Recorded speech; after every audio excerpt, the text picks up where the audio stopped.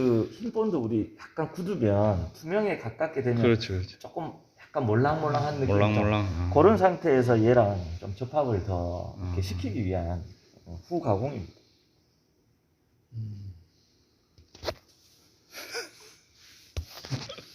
진짜 누가 볼 때 남은 줄 안다 이거. 그렇지. 진짜 이렇게 하는지 몰랐네. 근데 이제 우리가 이제 목공을 하니까 이제 아는 거지. 그 전에는 뭐 이거 그냥 적은 줄 알고 뭐. 맞죠. 발라가지고 얍삽하게. 신도님 좀 고상한 표현을 써주세요. 예. 우리는 그래도 지성이 나니까 지성이. 떴어요. 많이. 다리미로 하면 돼.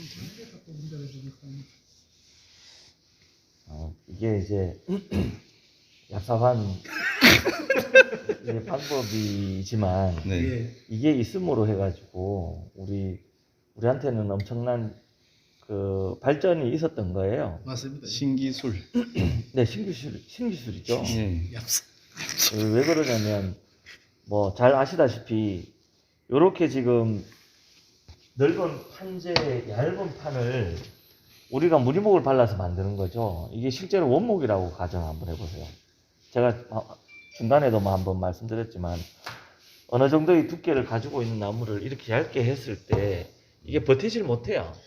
예. 바로 이제 작업하고 뭐 이제 어딘가에 지금 딱 구조적으로는 우리 트레이 같은 구조에 사면을 다 막혀져 있는 곳에 딱 끼워 넣어버리면 이 휨이 당연히 휘지 않은 것처럼 정상적으로 들어갑니다. 왜냐면 우리는 살짝 이렇게 휘어가지고 집어넣어 버리니까. 그리고 홈 자체에 들어간 상태에서 고정되어 있잖아요. 그러니까 누가 봐도 펴져 있는 애예요. 정상적인. 근데 실제로 이제 작업을 해서 외부에 노출되는 어떤 작업들을 예로 원목으로 하게 되면 휨 상태로 그대로 둘 수밖에 없잖아요. 잡아줄 수 없는 구조일 때. 그러니까 대체되는 제품들이 이제 이런 식으로 만들어지는 거죠. 그래서 뭐 디자인적인 측면이나 아니면은 우리가 실생활에 사용하고 있던 여러 가지 어떤 가구류들이 좀 자유롭게 또 보편화되고 이런 어떤 장점이 있죠. 실제로 이제 이게 너무 보편화되다 보니까 이제 이런 거 있죠.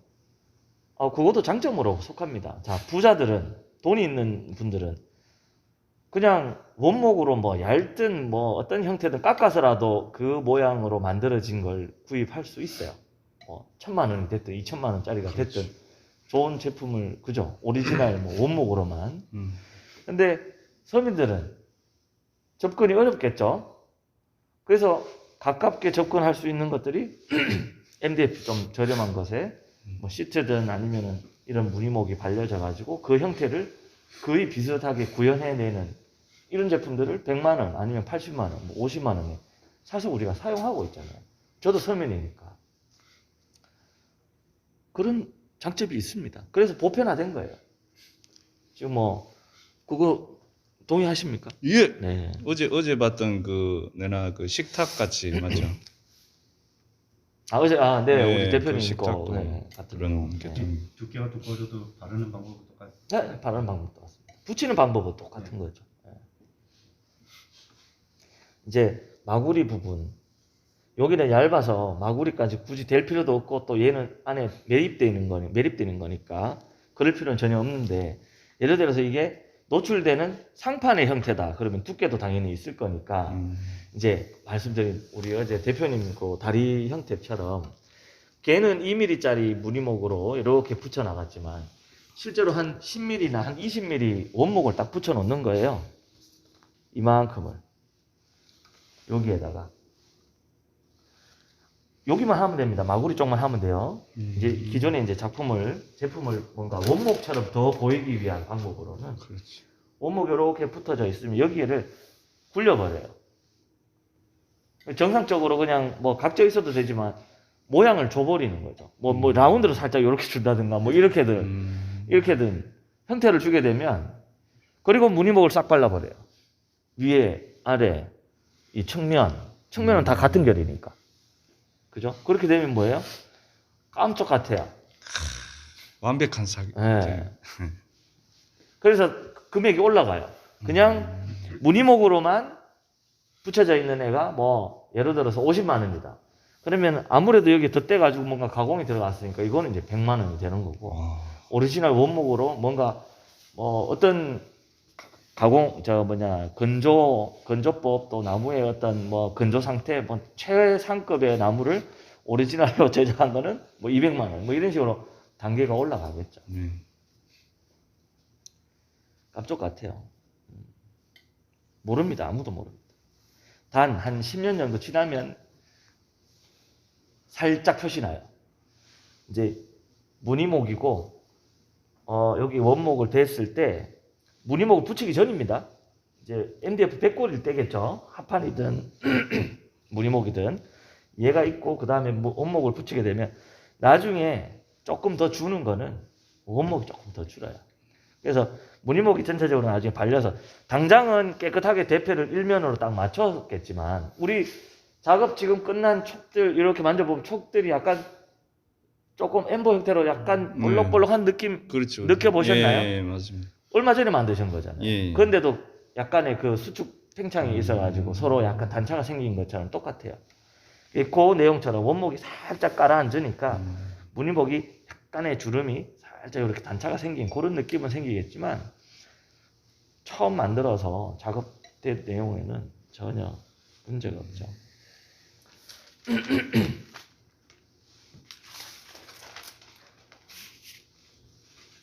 자, 이거 확실히 알려면 이거를 바로 갖다 대도 상관은 없긴 한데 간혹 어떤 경우가 있냐면 온도가 뭐 안에 많았거나 아니면 어떤 경우는요 어제 붙이고 물기가 거의 싹 사라질 때 우리가 뒷면을 붙였잖아요. 그 시기 때 그냥 앞면도 다림질 할 때도 있거든요. 근데 수분이 많을 때 이 다림질 하는 거는 노하우가 필요해요. 온도 조절에 민감하게 접근해야 돼요. 왜 그러냐면 오징어 됩니다. 오징어가 돼버려요. 수분이 살짝 있죠? 지금보다는 어제가 더 있었을 거잖아요. 붙이고 한 30분 흘렀을 때. 만약 이걸 갖다 대서 온도가 좀 뭐 조절을 잘 못해서 조금 높은 온도에 이렇게 했다 그러면 안에 있는 머금고 있던 수분이 갑자기 날아갈 거 아니에요. 그럼 뭐예요? 쫙 벌어집니다. 오징어 돼요. 그래서 조금 확실히 지금 우리 스님들 뭐 시간적인 여유가 없는 건 아니니까. 실제 실무에서 뭐 시간 싸움으로 인테리어 하시는 분들은 아무래도 그걸 하루 기다렸다가 뭘 하고 뭐 이러지는 않겠죠. 대충 보고 1시간이나 요 정도 흘렀으면 이렇게 작업을 하거든요. 근데 그거는 온도 조절에 아주 민감하게 접근해야 되는 거고 지금은 온도가 뭐 최고든 뭐 3단이든 2단이든 큰 상관없이 거의 수분이 빠져있는 상태이기 때문에 그냥 접근을 해도 된다는 거예요. 근데 최소한의 온도는 가지고 가야 되니까 온도를 살짝 높여야 되니까. 뭐 하시는 거예요? 같이 붙이시자는 거예요? 방금 아까 일어났던데 제가 이렇게 떨어지면 안 돼요. 그나마 베이스 자체가 왜 이래? 나중에 주워가지고 비슷한 거 여기다가 네. 크게 얘는 표시가 안 나요. 이제 요 부분이나 여기는 조금 표시 날 수 있으니까 지금은 멀리서 보면 사실 표시 잘 안 나죠. 왜 그러냐면 이 베이스의 MDF 자체가 이 컬러랑 거의 비슷한 컬러이기 때문에 안에 있는 색깔이 두드러지게 나타나지 않죠. 네. 만약에 흑단 무늬목을 붙인다고 하면 이게 전등불빛에 이렇게 나타나네. 집중 안 하시네. 만약에 지금 우리는 레드오크예요. 레드오크랑 MDF의 컬러 차이는 크지 않아요. 지금처럼 얘가 이렇게 지금 사실 뜯겨져 나간 상태예요. 없어요 지금. 여기도 없어요. 근데 크게 표시 안 나는 거는 얘 묻혀서 가버린 거죠. 밑에 있는 베이스 자체가. 근데 그죠? 제 거는 보이는데요? 어디요? 전등불빛에 반사되는. 그 온도가 살짝 반사돼서 반짝거리는 예. 거지 실제로 이 MDF가 두드러지게 어색하거나 그러지는 않는다라는 그 말씀을 드리는 거예요. 예. 알겠습니다. 자, 다시 나무에는 컬러가 여러 종류예요. 뭐 붉은색도 있을 거고 그 다음에 우리가 이제 책에서 봤던 흑단이라는 어두운 톤의 원목들도 있는데 그 수종들을 MDF나 아니면 합판에 붙일 때 합판이나 MDF는 대부분 약간의 저런 갈색 톤을 그냥 기본 베이스로 뭐 베이지라고 해야 되나요? 제 컬러로 가잖아요, 대부분. 근데 무늬목 검은색을 만약에 딱 붙였다. 그래서 이렇게 일어나 가지고 뭐 중간에 하나를 찢어져 가지고 잃어버렸다. 표시가 날까요, 안 날까요? 표시가 나죠. 엄청 나겠죠. 예. 그래서 흑단을 붙일 때는 어두운 나무를 붙일 때는 어두운 나무라고 하면 이제 흑단이라고 제가 표현할게요. 검은색입니다. 검은색에 가까운 톤인데 걔를 붙일 때는 여기에 스프레이로 라카 블랙을 먼저 기본적으로 칠해줘요. 아니면 뭐 라카 아니면은 뭐 먹이라도. 예. 그래서 기본 베이스에 얘랑 같은 톤의 색깔을 먼저 베이스에 칠을 해줍니다. 그리고 붙이면은 약간 이런 식으로 벌어지는 어떤 내용 등의 이런 것들이 묻히겠죠. 그렇게 진행해요. 저는 그냥 이걸로 쓰겠습니다. 더 할 게 없어요. 뭐 또 껴서 그런 게 아니라. 아니 그게 아니고 흑단을 저는 이제 별로 쓰고 싶지 않다. 알겠습니다. 이거 상판하면 되네. 예. 이거 상판하면 된다는 거. 이 교수님 작품인데. 오일이 묻거나 밑에 가판, 이거 상판. 목공 본드가 목공 본드. 이거 본드가 예. 오일이 묻어 있거나 뭐 라카가 묻어 있어도 라카는 전혀 상관없고요. 오일 종류가 묻혀 있다고 그러면 어떤 오일이냐에 따라서 좀 달라질 수 있겠죠. 약간 떠버리는 경우도 있을 건데 그거는 오일 종류에 따라서 좀 다를 것 같아요. 근데 그게 완전 건조가 되었다 하면 또 뭐 얘기가 또 달라질 것 같고. 근데 될 수 있으면 쟤는 수성이고 오일이라고 하는 거는 아무래도 유성 쪽이니까 접점이 있잖아요. 그죠? 서로 약간의 상관관계가 있다 보니까 추천하고 싶지는 않아요. 그래서 베이스로 하는 어떤 애들은 오일류 말고 색깔을 낼 수 있는 그런 안료 계통을 베이스로 칠하는 게 좋겠죠. 붉은색도 마찬가지예요. 붉은색 스프레이를 뿌려가지고 붉은색에는 파덕이라는 어떤 나무도 있고 바림이라는 나무 뭐 이런 종류들이 있거든요. 그런 거 특수목 붙일 때는 또 마찬가지 여기에다가 빨간색으로 베이스를 라카칠 해놓고 붙이는 게 훨씬 유리하겠죠. 아니면 2장 붙이셔야 돼요. 그건 소모적이잖아요. 근데 2장을 붙여야 되는 그런 또 무늬목이 있어요. 그 메이플 단풍나무 같은 경우는 무늬목 자체가 얇게도 나오고 걔가 워낙 우리 횟집에 가서 데코레이션으로 이렇게 종이 말아놓고 뭐 회 이렇게 나오잖아요. 그런 느낌처럼 약간 밑에 뒤쪽에 있는 애가 반투명이라 보여요. 약간 비쳐요. 그래서 MDF나 합판을 깨끗한 걸 쓰지 않으면 뭐 좀 지저분한 걸 이렇게 쓴다고 그러면 바로 보입니다. 네, 막 듬성듬성 어두컴컴하게 막 이렇게 보여요. 지저분한 거 쓰면은 절대 안 되는 종류들이. 예를 들어 니스가 칠해져 있는 옛날 가구들에 네. 무늬목을 붙이고 싶다. 그러면 이제 그거는 이제 좀 애매하죠. 메이플 같은 경우는. 그게 밝은 나무라서 그래요. 단풍나무 자체가. 그리고 슬라이스로 아주 얇게 켜버리면 약간 반투명처럼 뒤쪽이 살짝 비치는 그런 류 애들이라 잘못하면 2장을 붙여야 될 수도 있다는 자, 여기 떴죠? 여기 떴죠? 제가 이제 시연으로 그냥 많이 뜬 걸 또 잠깐 보여드릴게요. 이걸 하면 안 보이니까. 지금 제가 이 종이를 대는 거는 얘가 약간 촉촉하다라는 그 기준, 본드가 완전히 건조되지 않았을 때 이 얘기로 접근을 하려고 제가 우선 가지고 온 겁니다. 지금 일어나 있어요. 그죠? 여기도 이제 볼록볼록합니다. 엠보처럼 덜 붙어 있는데,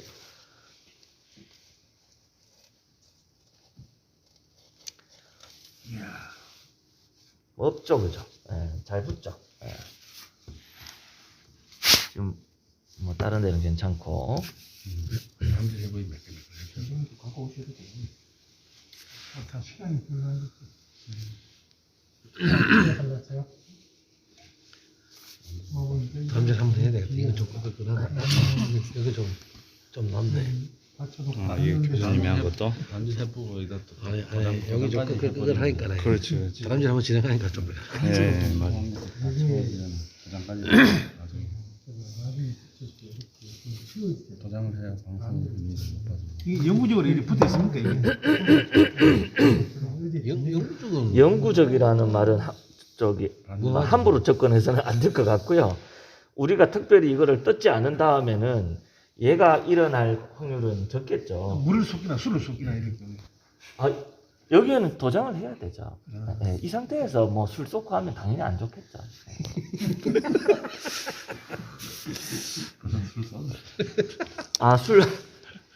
술이나 물 쏟고 이런 그 양념 같은 거 물은 위치하고 들고 이러면 안 되냐. 아, 지금, 예, 우선은 뭐 원목이든 무리목이든 차이 없어요. 여기에 그냥 도장을 안 하고 뭔가 이제 오염물이 배이게 되면 다 스며들죠. 답 없죠. 우리 옷도 사실은 똑같고요. 뭐 궁금하시면 한번 뭐 소주 사와가지고 한번 쏟아보면 양주가 양주. 양주, 위스키 같은 거 아니면 고량주 한번 꺼라는 거는 색깔이 없어가지고. 색깔이 없어요. 아, 꺼라는 근데 게 이제 냄새- 이게 일어나는지 안 일어나는지 이제 그런 거 테스트 해야 되니.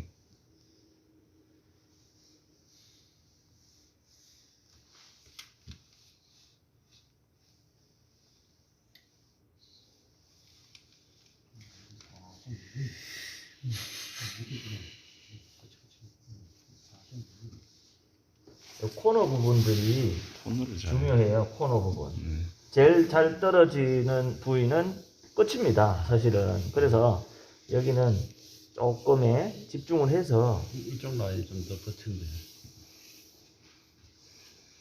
그거는 결 때문에 그럴 수도 있어요. 예. 아, 좀 제가 기울여서 아유, 좀 허리가 아프네. 이거 자, 코너 부분, 코너 손, 부분 손, 손, 손. 집중하셔서 땡겨가지고 하셔야 되는데 멀어가지고.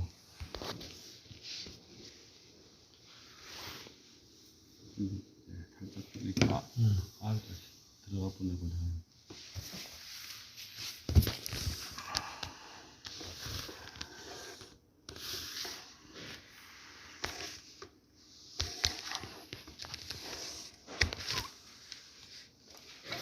얘가요. 요런 데 걸리면 잘 떨어져요. 이렇게 하다가 이렇게 확 잡아채면 위험하죠. 그래서 조금 비켜가지고 작업하실 때 조금 주의하셔야 돼요. 그러니까 지금은 제가 그래도 이렇게 이염새를 이렇게 해서 좀 덜 할 텐데 지금 이제 하기 전에 이제 딱 걸려가지고 이렇게 올려버리면 이것 때문에 뜯겨가지고 문제되고 그러더라고요. 그냥 이렇게 해도 또 아, 그런 경우가 그렇죠. 있겠죠. 예, 조심해야 되겠지. 안 그러셔야 되죠. 안 그러시려고 좀 노력하셔야 돼요. 집중하셔야 돼요. 예. 네, 그냥 대표로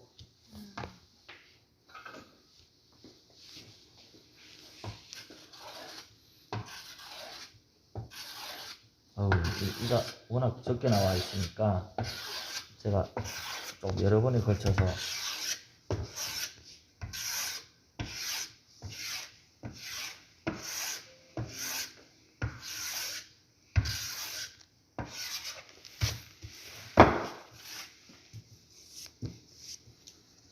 선생님 너무 약하게 보이려나? 한 1mm 나왔네.